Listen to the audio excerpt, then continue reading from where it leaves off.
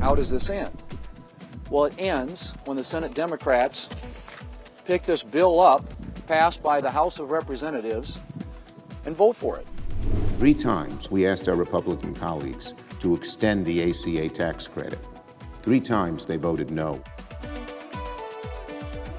This is Today As It Happened. Good Wednesday evening to you. I'm Holly Furfer, here with your chronological look at the biggest events and stories of the day. From the federal government shutdown to our interview with the survivor of abuse from Jeffrey Epstein. But first, let's take a look at some of our other top headlines of the day. Part of a 20-story apartment building in the Bronx collapsed earlier after a gas explosion.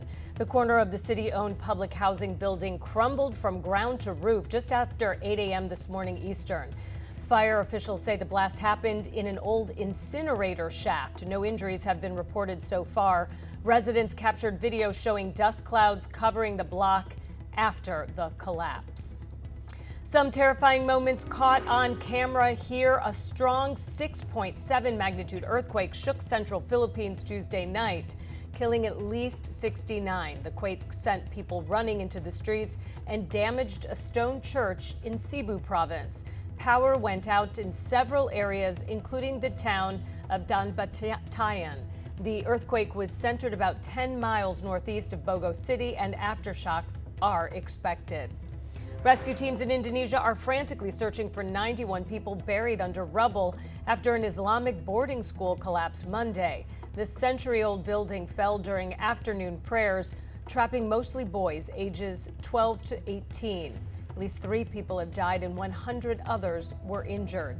Authorities say construction work on the 4th floor caused that foundation to fail. Take a look at this, a devastating sight off the coast of North Carolina as hurricanes Umberto and Imelda are causing major damage without even making landfall. Rough surf and coastal flooding caused 5 homes to collapse in Buxton on the Outer Banks Tuesday. The National Weather Service warns waves could reach 12 feet higher than normal. Overall water levels could rise 3 feet above normal.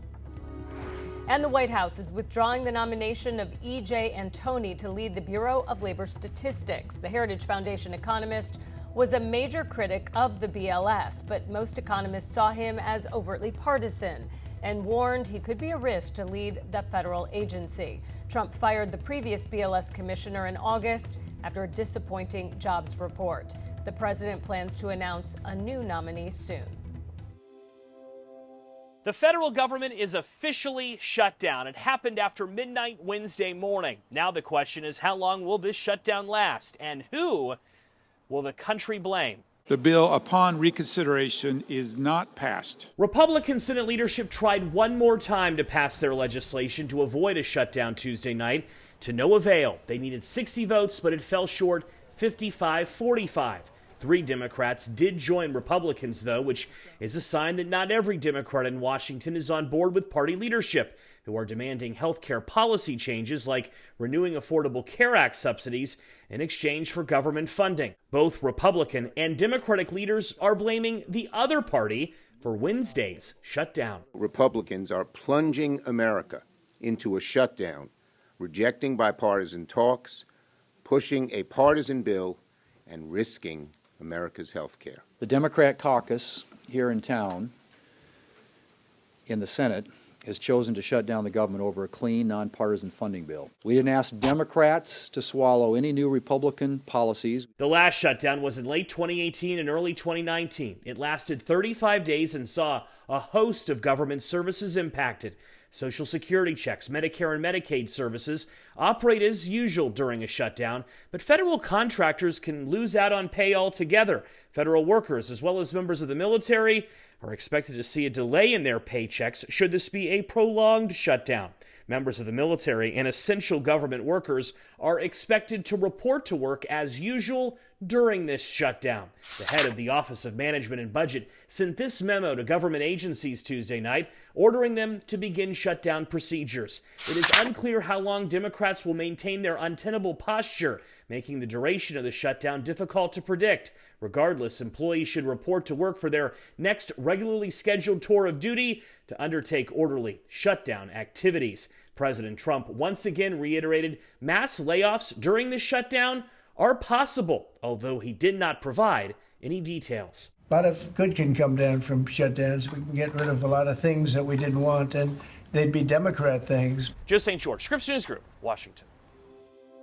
All right, let's dig deeper into the impacts of a shutdown. The Congressional Budget Office says more than 750,000 federal employees could be furloughed daily. That means thousands of people could miss paying their bills and mortgages. The EPA says only 10% of its staff would be working, and they would only handle, quote, significant agency activities required by law to protect life and property.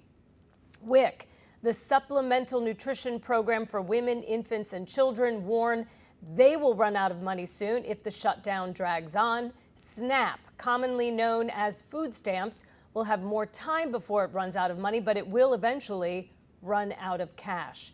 And while FEMA will keep working, its disaster relief fund is already at critically low levels. That means delays in reimbursements and a big question mark on what happens with the national flood insurance programs. Now, keep in mind, we are in the middle of hurricane season.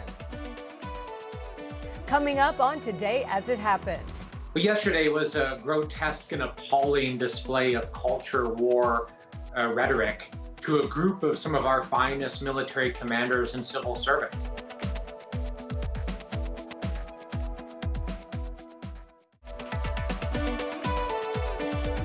Welcome back to Today as It Happened. All right, let's check back in on our daily briefing of today's top stories.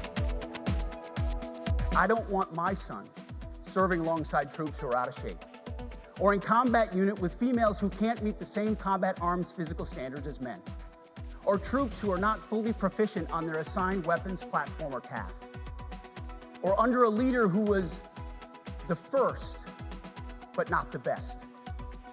Standards must be uniform, gender neutral, and high.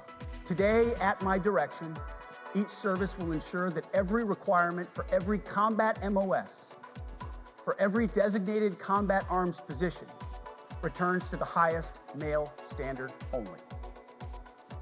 Because this job is life or death.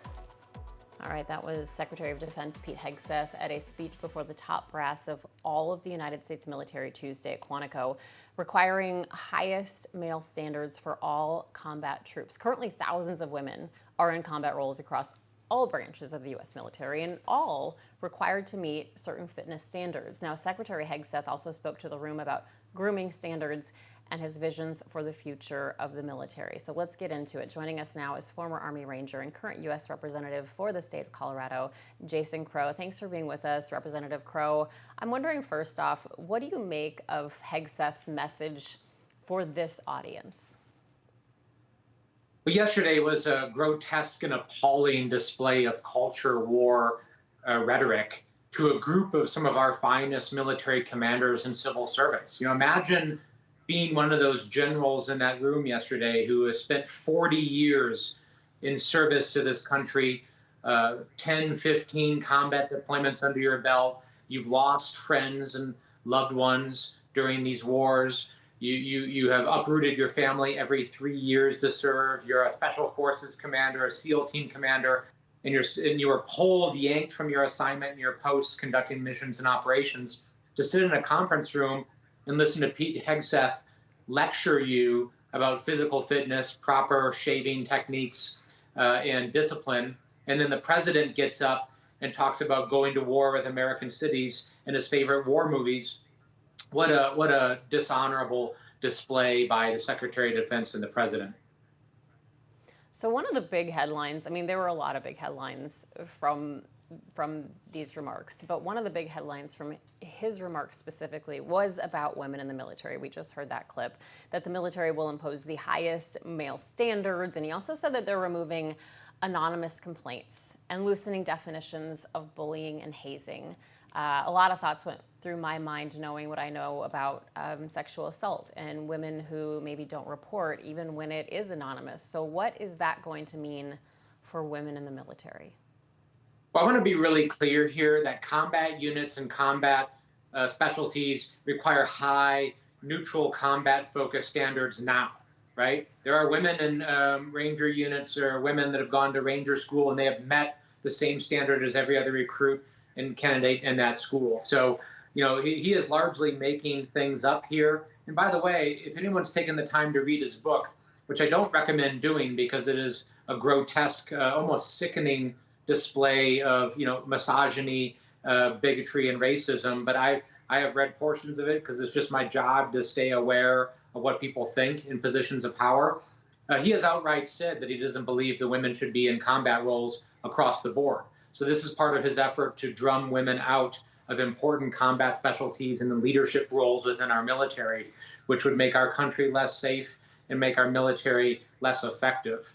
Right? That is just what he has tried to do. And to your point, Maritza, we have had a real problem, a real crisis with military sexual trauma and sexual assault, and getting rid of anonymous complaints and safe ways for people to come forward to voice their concerns is just a continuation of that war against women that's being waged by Pete Hegseth. And Representative Crow, while we have you here, I have to ask you about the shutdown. We're now well into 13 hours, going on 14. Republicans say they will not negotiate until the shutdown is open. We just heard Vice President J.D. Vance say that again to reporters in the White House briefing room. Democrats say they won't open the government until there's a deal. That seems to be a problem here. So how do we get out of it? Well, this is a Republican shutdown. Republicans have both houses of Congress. They have the White House. They're the ones who literally canceled votes this week. The House is supposed to be in session, debating, negotiating, trying to find the path forward. Speaker Johnson and the Republicans canceled votes, shut Congress down on the verge of a shutdown, and now after a shutdown. So, you don't negotiate by stopping negotiation and literally locking the doors so you can't have the debates that the American public expects us to be having right now. And if people think that we're going to go in and we're going to vote for a bill that's going to fund Donald Trump's political purges, Donald Trump's weaponization of the DOJ against nonprofits and his perceived enemies, fund sending federal troops into cities that he doesn't like to intimidate people, and fund one of the largest pieces of destruction of our American healthcare system, taking healthcare away from 13 million Americans and doubling healthcare premium for millions of others, they have lost their damn mind, right? We simply are not going to do just crazy things like that, and they're pretty aware of that.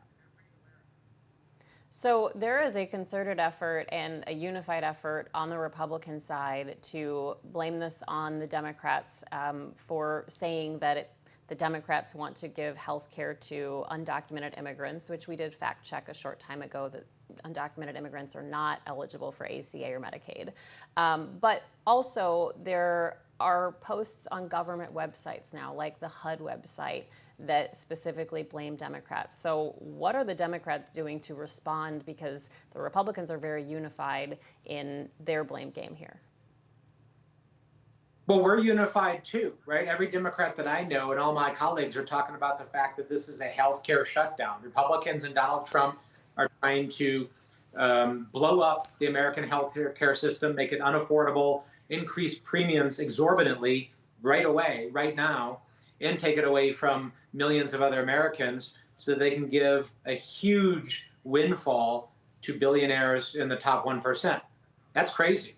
We're just not going to do it, right? So we're pretty clear about that. And as you mentioned, they have thrown every norm, everything that's reasonable out the window. The fact that they post these gratuitously political attacks on the website of departments and agencies that are supposed to be non-political to serve the American people tell you everything you need to know.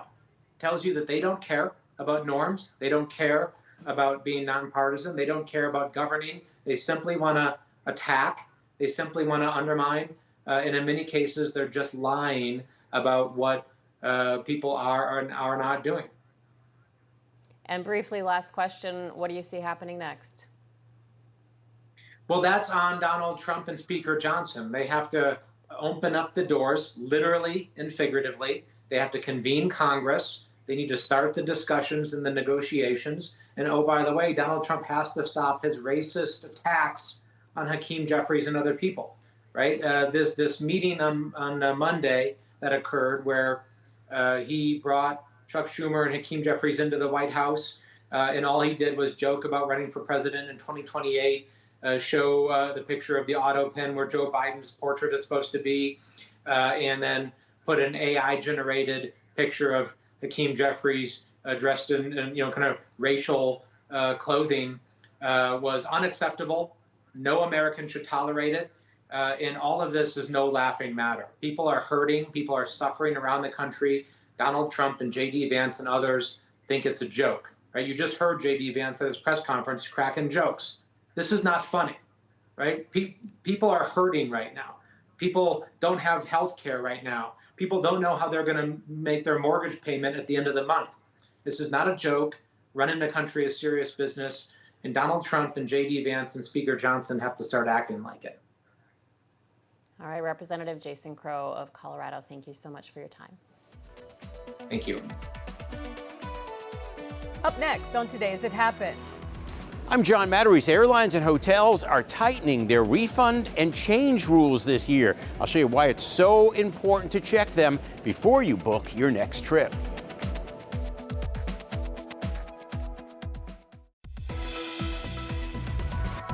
You're watching Today's It Happened, Scripps News rundown of the biggest events and stories of the day. So let's jump right in. Louisiana's only 2 Planned Parenthood clinics are now closed. This means an end to medical services, education, and advocacy that the organization has provided for more than 40 years. Louisiana is now the 4th and most populous state where Planned Parenthood is no longer to be present. Earlier this month, the organization said it was at risk of closing nearly 200 clinics in 24 states due to financial problems and political attacks. In these days, these post-op days, what they've been doing is actually more important because it's been really difficult for folks to get prenatal visits before the 12th week or to get miscarriage management or emergency care because of the chilling effect of the abortion ban. Doctors are afraid to provide that care, even though, hypothetically, it's legally protected. Planned Parenthood stood up and filled that gap the way that they always do and always have. So not only are we losing the services that they're known for, we're also losing more than that. We're losing the stuff that nobody else was brave enough to do. And so now we just don't have that. It really makes me emotional just thinking about people not having access to a safe space where they can receive trusted, evidence-based information about sexual health or reproductive health. I think that means that we won't have safe spaces. That means that people will go and walk about their life uneducated about their own reproductive health care, or just not a place to go where you can ask questions and feel safe. I think I really get emotional about just that idea of not having a place to go. And what does that look like in the future for us? On the final day, people gathered outside the New Orleans clinic with handwritten thank you notes. In the headlines today, the Supreme Court is allowing Federal Reserve Governor Lisa Cook to keep her job for now. The High Court declined to act on President Trump's effort to immediately remove her from the central bank. Now the court will hear arguments in January over Trump's attempt to force Cook off the Fed board. The president has accused her of mortgage fraud, claiming she listed 2 properties as primary residences to get better loan rates. Now, Cook has denied any wrongdoing here. She has not been charged with a crime. No president has ever fired a sitting Fed governor in the Fed's 112-year history. The best way to lose money when you travel is to pay for a flight or a hotel room that you never end up using. That's why it's more important than ever this year to know the refund rules before you book that trip. From airfare and hotels to rental cars, high travel costs are driving people to cheaper, non-refundable options. I'm okay with the prepay. I think it's a good idea if we're able to save a bit of money on something. Daniel Osterman is willing to take the risk. But Kelly Sloan says she wouldn't book a hotel room or flight that can't be changed. We don't usually use it, especially traveling with little ones. Christopher Elliott, a consumer advocate and founder of the Elliott Report, recently referred to 2025 as the year of non-refundable travel. If you have second thoughts, too bad, they're keeping your money. He says a big problem is transparency. If you want to offer a non-refundable airfare or a non-refundable hotel rate, that's totally fine. But you have to tell people about it. He says consumers must read the fine print and watch for potentially misleading language. For your convenience, this room is prepaid, is usually like a tip-off. Travel insurance platform Squaremouth says in 2024, 40% of paid claims were due to trips getting canceled or cut short. That's why Elliott says he almost always recommends booking rooms or airfare that offer some sort of protection, even if they cost more up front. The next best thing is travel insurance. According to Squaremouth, only insure the amount that you'd actually lose. So if you're facing a 50% cancellation fee, only insure 50% of the cost. Sometimes things happen and next thing you know, you can't get your money back. So save by prepaying or flying basic economy, or pay more for flexibility, and that way you don't waste your money. John Mattery, Scripps News Group. Coming up on Today As It Happened. The Supreme Court is weighing whether to take up Ghislaine Maxwell's appeal to her 20-year federal prison sentence. I'm Alex Miller. My conversation with an Epstein survivor about this decision and much more coming up.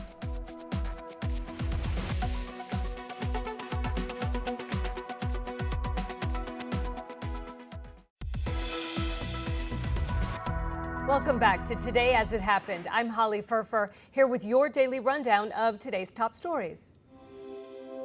Jane Goodall, the pioneering primatologist whose groundbreaking research into chimpanzee behavior revolutionized wildlife science, has died. The Jane Goodall Institute announced on Instagram that Dr. Goodall died from natural causes while on a speaking tour in California.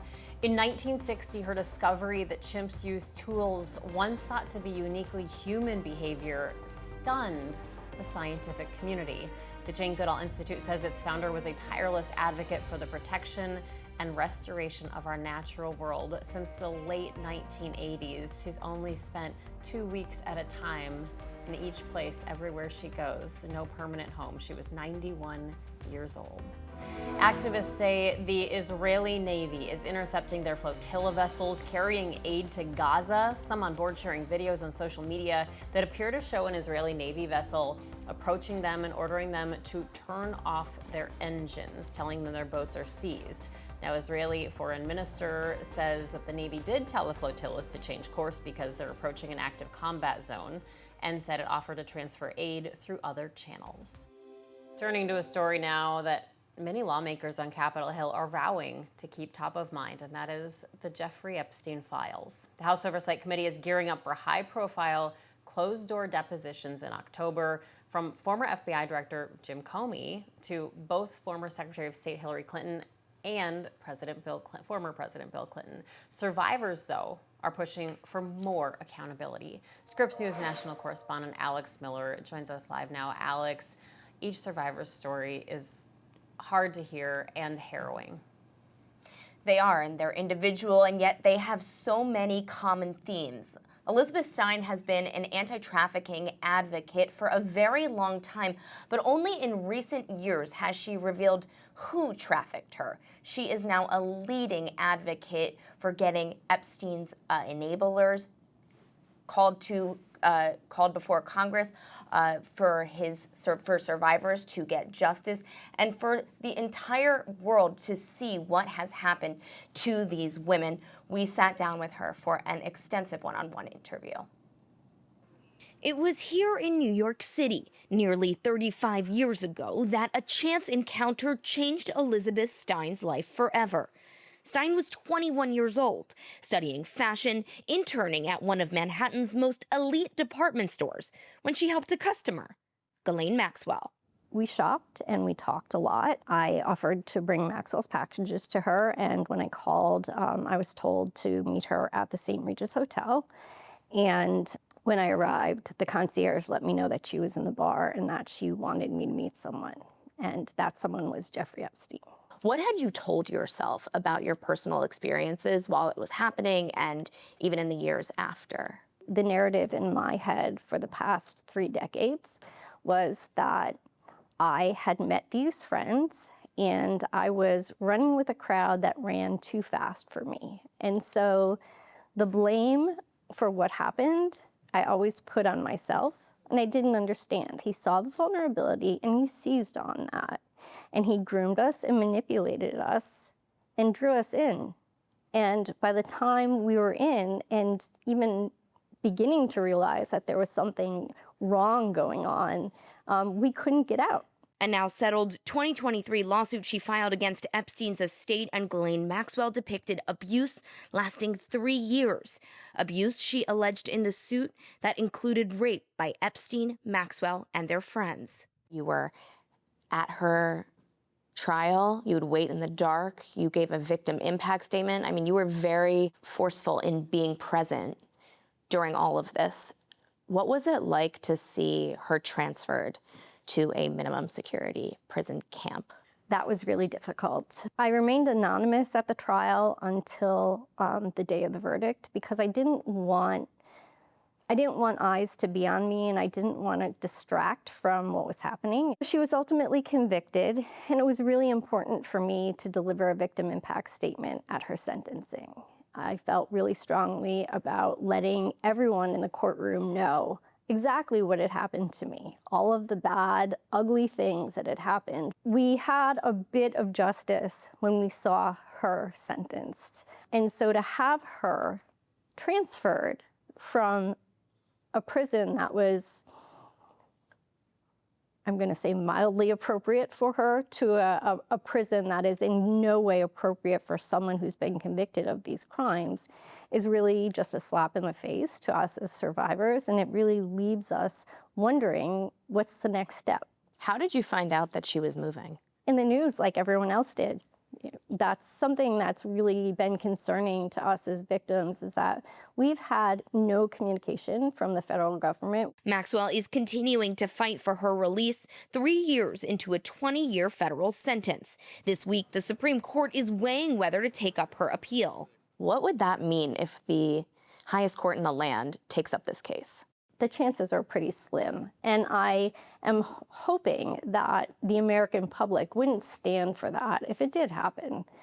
This is a miscarriage of justice, and we're just seeing it overlooked at every turn. You said that they stalked you when you tried to, stay away from them. Do you worry about your safety if she were to be getting out of prison? It's a very real concern, and it's something that I don't know if people really understand how palpable that fear is.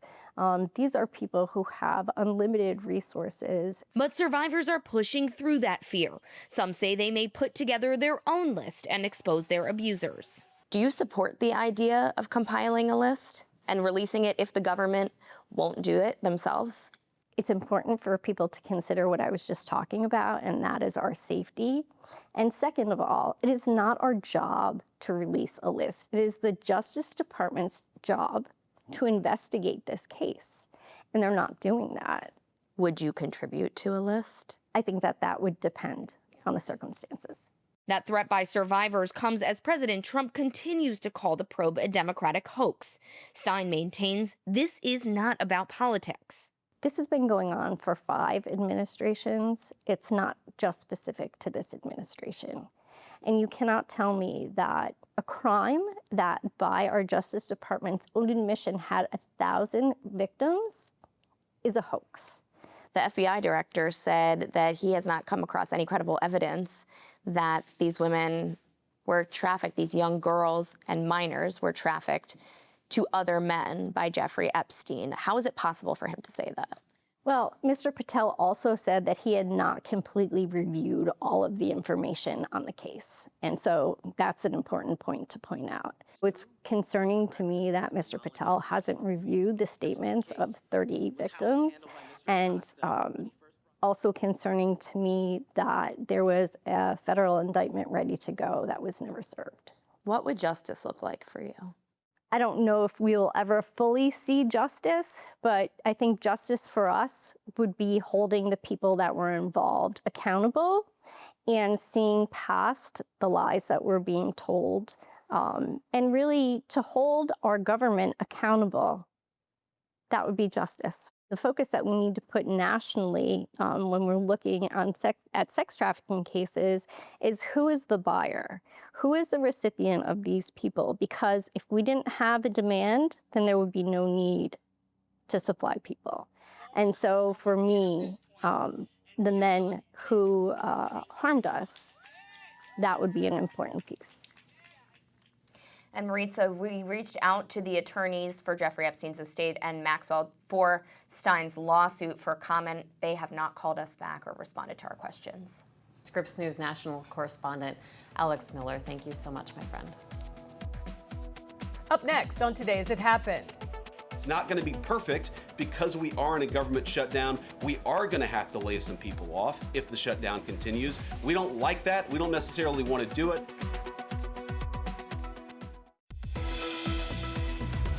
Welcome back to Today As It Happened. I'm Holly Furfer. Okay, let's jump right back into the rundown of our top stories of the day.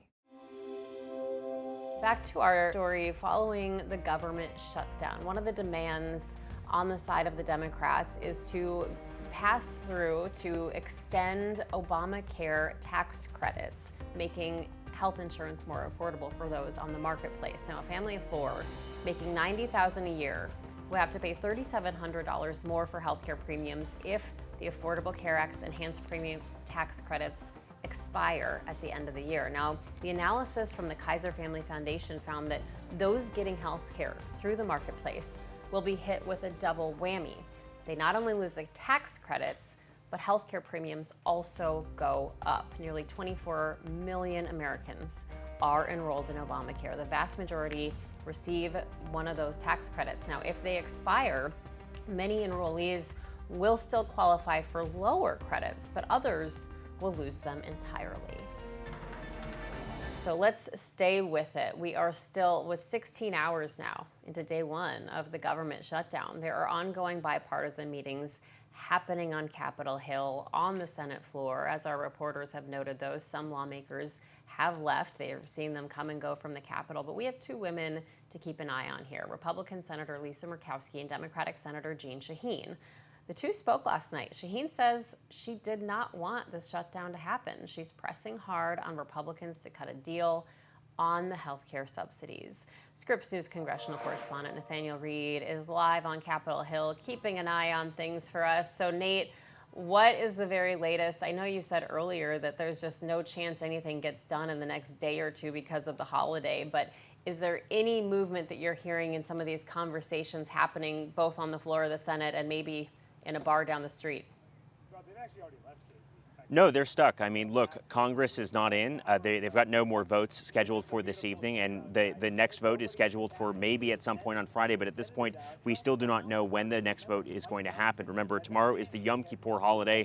Congress typically does not vote on those days. The only reason that many of them are here this week is trying to find some sort of solution to this government funding solution. So, again, there's no ending in this in sight. Democrats appear to think that they're bringing Republicans to the table, that there's some possibility of making a bipartisan deal here, though any deal that happens in the U.S. Senate would also need to be passed by the House of Representatives, which is out until at least next week. Senator Richard Blumenthal telling me this earlier. There's a number of Democrats who've already crossed party lines. They're voting with Republicans to try and reopen the government as part of this Republican CR. I mean, do you think the momentum is kind of leaving your direction, going the other way? No, the momentum actually is in favor of our standing resolutely and strongly in favor of saving health care. I think we sense we're on the right side of this issue. We're on the right side of history. We're on the right side politically. And look, that momentum does appear to have stalled somewhat, given that they did not vote on anything different than what they've been voting on for the past several days. Attempts to avert this shutdown and then to get out of a federal shutdown. Ultimately, that vote to try and get out of that government shutdown earlier today had the same number of yes votes that the final attempt last night to prevent a shutdown had. So it does not seem like the motivation's moving in anyone's direction, like the advantage is necessarily with the Democrats or with the Republicans in terms of getting out of this. Now, when we talk about government employees, there is a threat from the Trump administration, from Vice President J.D. Vance and others, to start laying off federal employees if this shutdown continues several more days. A House Republican telling me that in a conference call earlier, the director of the Office of Management and Budget specifically told members of Congress that in the next day or two, they're going to start looking at laying off federal employees. At this point, Democrats say that's a threat from Republicans. In some ways, they're calling their bluff. Take a listen. We are going to have to lay some people off if the shutdown continues. We don't like that. We don't necessarily want to do it. This is gratuitous cruelty, and I think people see through it, and I also think the American people will grossly resent a president who tries to use federal employees as his pawns. And look, the biggest question right now, Maritza, what programs, what agencies could be cut?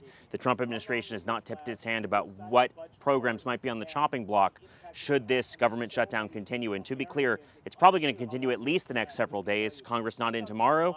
They're coming back on Friday. No indication yet that they'll have any more chance on Friday of passing something that they've already failed to pass 3 times, an attempt to avert a shutdown that then became an attempt to get out of a shutdown. At this point, it's really hard to see which side is going to back down. Both sides are as dug in as ever. Scripps News congressional correspondent Nathaniel Reed, live from the Capitol. Coming up on Today's It Happened, after tallying over 1 million votes, Fat Bear Week has declared a winner. So stay with us for my conversation with naturalist Mike Fitz about the viral pre-hibernation competition and learn more about the 1,200-pound brown bear that took the title. That's right after the break.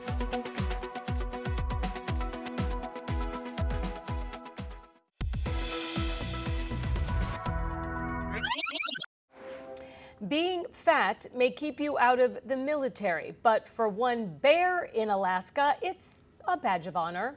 Chunk, an estimated 1,200-pound brown bear, was declared the winner of Fat Bear Week yesterday after the online contest concluded, so he and his friends can get to sleep in.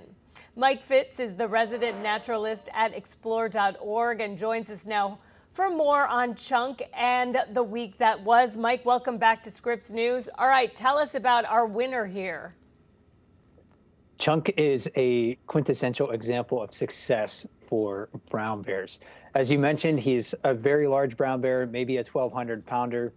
He's also had to persevere through a lot of difficulties. This summer, he broke his jaw in June, probably in a fight with another bear. So he's had to adapt to the pain and suffering that he experienced. Bears in Katmai National Park don't receive any veterinary care, but he's done very well for himself, and his body size is, I think, just a point of evidence for that. Do we know what his weight started out as and how much weight he gained, and how much did he have to eat to get to become the winner of Fat Bear Week? He probably gained a few hundred pounds of body mass during the summer. We don't know really what he weighed in early summer, but on average, adult males in Katmai, they'll weigh 700 to 900 pounds in midsummer. Chunk is one of those bears that's on the upper end of that scale. So I think he probably would have been like at least a 900-pound bear in June, for example, easily a 1,200-pound bear at this time of the year. And he'll eat many thousands of pounds of salmon during the summer. Salmon aren't the only food that bears in Katmai consume, but it's one of their most important and vital resources. And the salmon run this year at Brooks River, where we can watch the bears, was just exceptional. What do we know why the salmon run was so good this year? And what about some of the runners up? How did they do? It seems like every bear at Brooks River this year did really, really well because of the large salmon run. And I think it goes back to like the long-term stewardship of the indigenous cultures in the region, the current stewardship of the state of Alaska managing the commercial fishery in Bristol Bay, the large healthy watersheds in the area like Katmai National Park and elsewhere. These watersheds are unengineered by people. The salmon at Brooks River don't experience any bridges except for like one footbridge that goes over Brooks River. So during their entire migration, they don't see one bridge except for that small footbridge. So it's an undeveloped region. The watersheds are intact. The rivers are full of fish. And it was another great year overall. So I think we can use Bristol Bay as a template for what healthy watersheds really do look like. Yeah, it's good to be a bear at Katmai. What about some of the other bears? I mean, how much on average do you think the other bears weight gained, and do we have any close contenders, or was Chunk always the leader? Chunk was a front runner for winning Fat Bear Week for sure. There are other bears that were proportionally as fat as him. Maybe not as big, but proportionally as fat. So we had like bears like 901, who was a single female this year. I wasn't sure if she was going to beat him, or if Chunk was going to beat her in the Fat Bear Week bracket.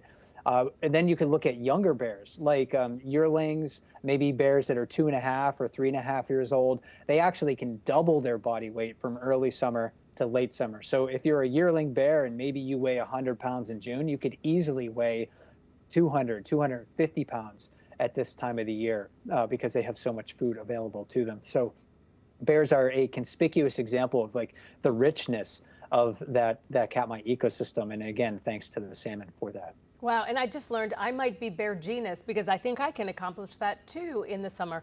Okay, let's talk a little bit about Chunk. I'm so happy he came in second. I mean, I guess it shows you persistence pays off. So he's not a stranger to you all.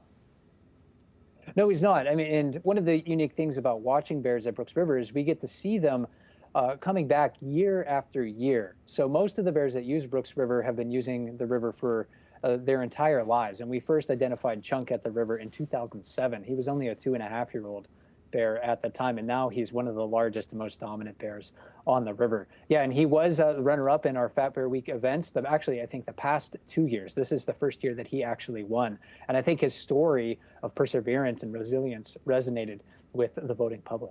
Persistent pays off. All right, talk about the popularity of Fat Bear Week. How many people did you have coming to the site? How many people were voting? Did a lot of people get Chunk as the winner? I think a lot of people did choose Chunk as the winner in their brackets this year. And Fat Bear Week 2025 was bigger than ever. We had, I think, more than 1.5 million votes cast in the tournament this year, which is truly incredible. And we're seeing more and more teachers using it in their classrooms as well to teach about wildlife and teach about bears and national parks and salmon and conservation. So that to me is one of the most rewarding aspects of this event, is seeing how teachers are engaging their students with it. That is definitely a win. And we have to say thank you, because in the craziness, what's happening in the world and politics and all of that, this was just our favorite story. And we appreciate having a little bit of a mental break and enjoying the bears. Mike Fitz with Explore.org, thanks so much for the entertainment and for joining us today. We'll see you next year for next year's Fat Bear Week. Hey, sounds good. I'm glad to spark a little bit of joy in your life. Thank you so much for joining us this evening for Today As It Happened. I'm Holly Furfer. We hope you have a great Wednesday night.